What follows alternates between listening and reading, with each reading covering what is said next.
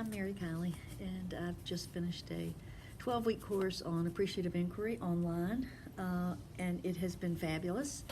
And one of the things we've been asked to do is to give a brief video response to how AI has already made a difference in our lives.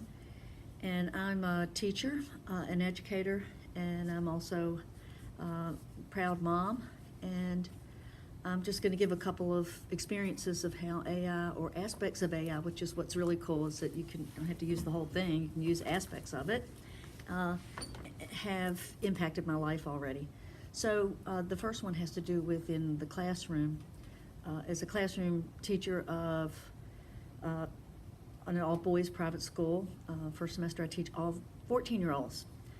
And one thing I have always hated is group work, because it's always about moving the group work into what they're supposed to be doing and away from discussing all sorts of things that 14-year-old young men like to discuss. So I stopped doing them. And because of some of the work that I've been doing, I decided to give it a shot last year, and decided to break the kids into groups. And one of the first things I had them do before they even got into it is I put their vision of what they were, their goal of what each group had to do, and the roles that would need to happen to have that goal met. And it was going to end up with a presentation 2 days later of the group presentation. The thing I did that was different is that before the kids all grabbed parts about what they were going to do, which is usually what happens, is that I asked the kids to begin the conversation by going around their little small group, 5, 6 kids, and have them stop and think and honestly consider what strength they brought to the group. And I was completely vague about what that could be. I gave some examples, like maybe you're really great at writing and nobody really knows that, or maybe you're really, you love editing. You know, we don't always think that people like to do that. Maybe you love to read out loud and no one ever asks you. So I asked them to go around the room, and around their small group, and everybody listened to what each person was their identified strength. Then I asked them to move forward. What happened over the next couple of days was astounding, and I have repeated this with other classes. These kids got up one by one, 5 sections of the same course, and gave incredibly good group work. And I was blown away. So as I brought each small group to me by my desk to give them, I gave individual grades, which they were all great, I'm telling you. And so I asked them as a group, I said, I'm really blown away. What made this work? And over I heard, and the one that, the response I got that was so powerful to me was a student who had tragically lost his mother the year before.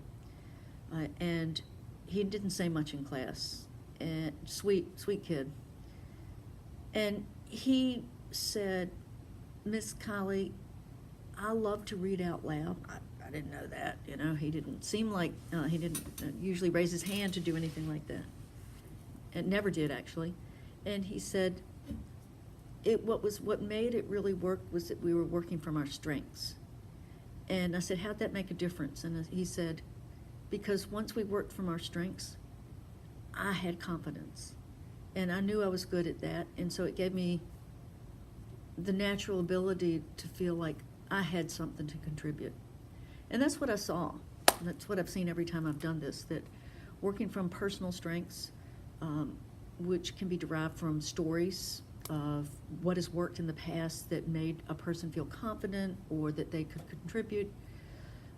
I had 110 kids in small groups basically say the same thing, and all of them worked. So that's just an example of how, you know, in AI, communities come together to distill their strengths in a dynamic fashion, and to share their strengths and share their experiences, and to build dreams together, co-create dreams from this really human aspect of looking at when have I felt appreciated, when have I done work that I'm really proud of, and it just oozes out into the group. It's amazing. In terms of my family life, I have 2 adult kids, young adult kids, and I had listened to Lindsay Godwin's AI video where she, that's on the Commons, where she had asked her son, when did he feel loved and treasured, and I thought, well, I'll give that a shot. And I asked my daughter, and I said, it's really not a random question. You're going to think it is. And she said, you should have seen her face.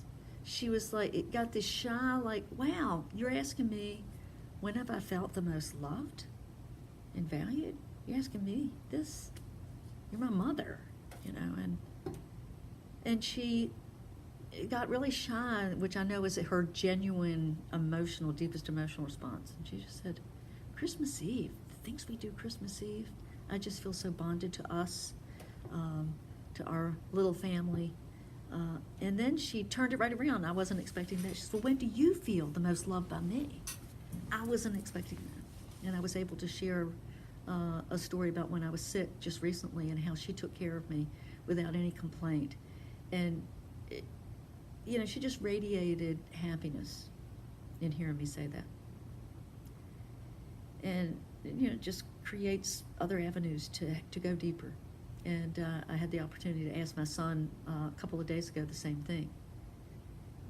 And his response, it was similar. And it was just, different experiences, same sense. And this is an important thing, I think, is that it generates a powerful sense of connection and trust and vulnerability that is supported and being heard.